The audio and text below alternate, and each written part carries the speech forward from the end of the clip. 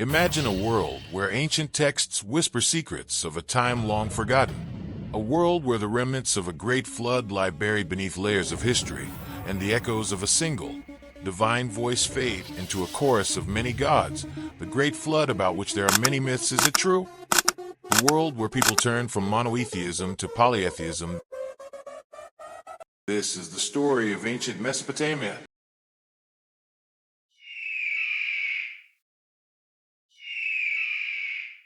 So the story begins here when the Book of Genesis describes in its 8 verse 4, the ark rested in the 7th month, on the 17th day of the month, upon the mountains of Ararat.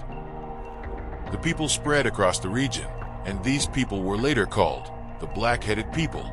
Why these people are important, why we need to know about them, the answer lies in the antediluvian world. Before the flood, the world was vastly different.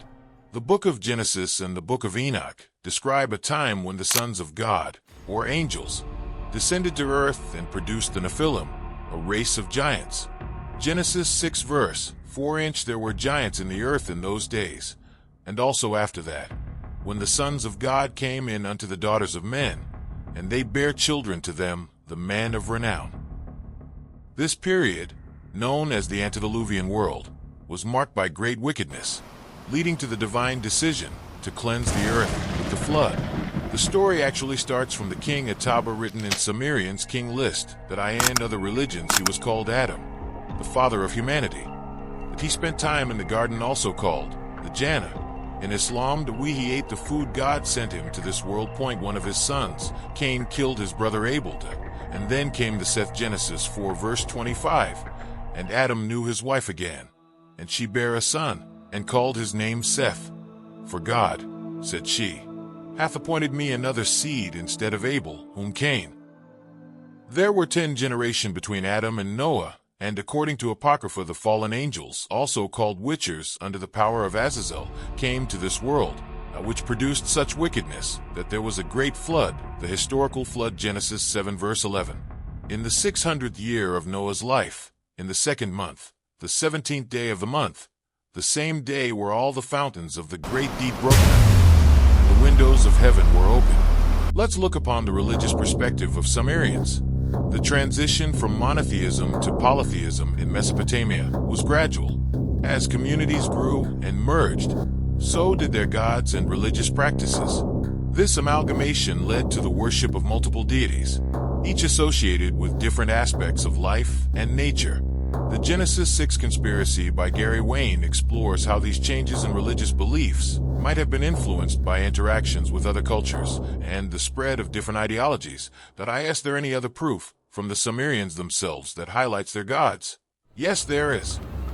The Epic of Gilgamesh, one of the oldest known literary works, provides insight into the Sumerians' religious beliefs. Ancient Mesopotamian Odyssey, recorded in the Akkadian language about Gilgamesh. Initially, the Sumerians worshipped a single god, Anu, the sky god. However, over time, they began to venerate a pantheon of gods, including Enlil, the god of air, and Enki, the god of water and wisdom. This shift from monotheism to polytheism is evident in the epic, where Gilgamesh interacts with various deities. Epic of Gilgamesh, when the gods created Gilgamesh, they gave him a perfect body. Shamash, the glorious sun, endowed him with beauty. But let's untackle the twisted strings of Mesopotamian gods. The Sumerian pantheon was led by Anu, the supreme god, and his consort Ki, the earth goddess. Their sons, Enlil and Enki, played crucial roles in the pantheon. Enlil, the god of air, was believed to have brought the flood to cleanse the earth, while Enki, the god of water, provided wisdom and guidance to humanity. The Anunnaki, a group of deities in Sumerian mythology, were considered the offspring of Anu and Ki, and were believed to have significant influence over human affairs. Here is a proof about the flood written in Epic of Gilgamesh. Enlil opened a window, and the storm swept over the earth. The flood came upon the people like a battle. Noah, known as Ziusidra in Sumerian texts and Manu in Hindu traditions, Deucalion in Greeks, is a central figure in flood myths across cultures. His 3 sons, Shem, Ham, and Japheth, are believed to have repopulated the earth, giving rise to various civilizations. The Book of Genesis, the Book of Moses, and the Book of Enoch all provide accounts of Noah's role in these events. Genesis 6 verse 10, and Noah begot 3 sons, Shem, Ham, and Japheth. After the flood, the descendants of Shem settled in Mesopotamia, giving rise to early civilizations such as the Ubaid, Samara, Asuna, and Halaf cultures.